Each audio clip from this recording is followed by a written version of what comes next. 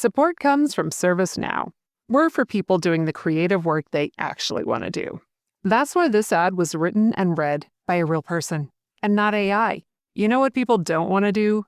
Boring, busy work. Now with AI agents built into the ServiceNow platform, you can automate millions of repetitive tasks in every corner of your business, IT, HR, and more, so your people can focus on the work that they want to do. That's putting AI agents to work for people. It's your turn. Visit servicenow.com.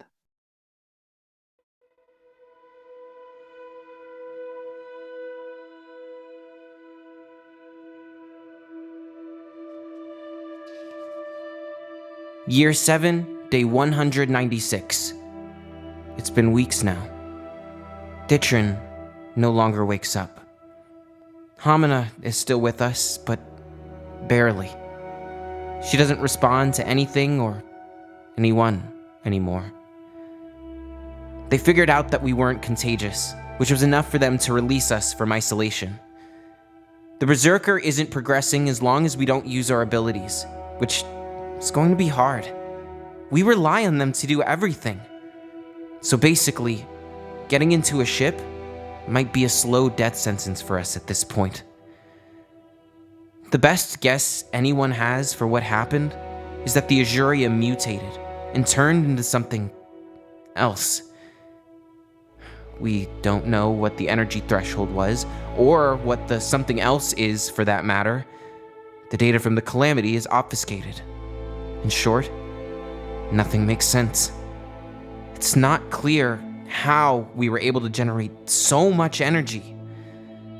The Azuria is assumed to have limitless potential. I guess it's just not up to us to tell it what to do. We're still under observation, but the staff here has reached its limits for what they can learn without doing anything more invasive. True won't let them turn us into lab rats, which I'm grateful for, but it does present a setback in being able to figure out what the Berserker is. In fact, he won't let anyone get close to us at all anymore. He's called in some help from the seminary, but so far, the only person to arrive is one of the mystics, Shan, his old matron, I guess. She's nice, but we were hoping for someone a little more, capable? She's gotta be almost 200 years old.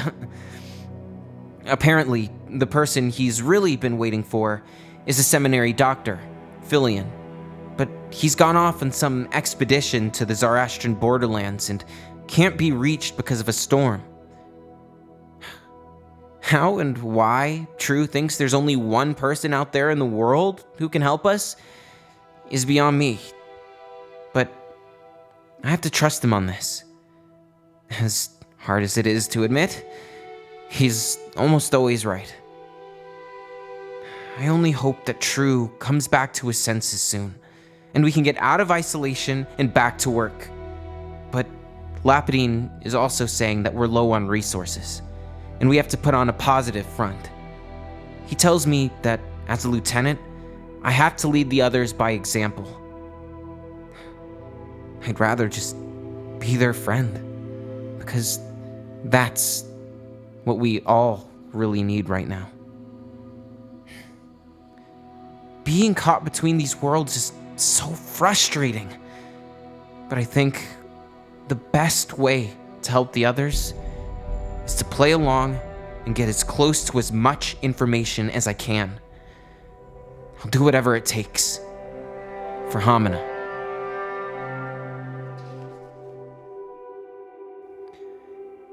Year 7, day 198. I've been having crazy dreams, if that's even what you can call them. Each night, there's this moment where I'm lying there, half awake.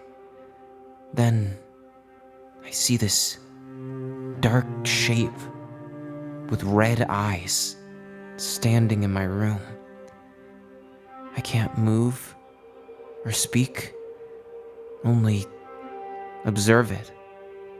Sometimes it looks like a watchman. Sometimes It looks like a woman who I can only assume is supposed to be my mother. Sometimes it looks like true. All I know is that when it appears, I'm filled with the worst kinds of feelings. Most often, I just feel this incredible anger.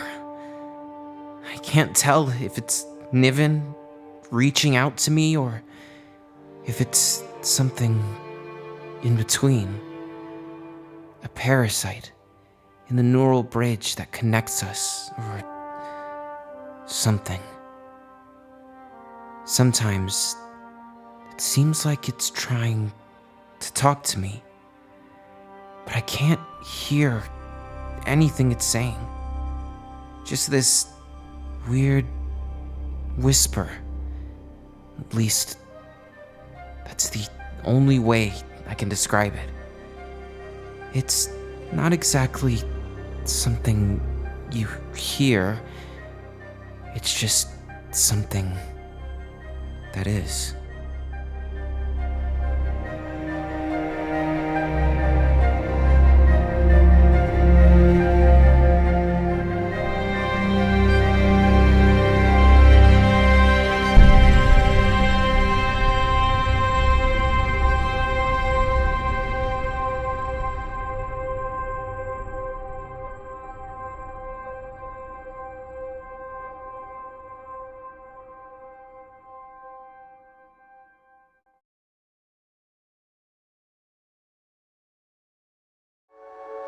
If you're a fan of immersive audio fiction, you won't want to miss out on these shows from Packhowl Media. The Madness of Chartrulean. Will this world accept my vision of the future? Or is all of this a mistake? The Nebulous Saga. You killed my family. They killed mine. And for 10 years, I've been making the Alliance pay. Tales for Howling at the Full Moon. It is not my worth that brings me here. It is my calling. Another day, another chosen one. To learn more about our shows and find out how to support independent creators, visit packhowlmedia.com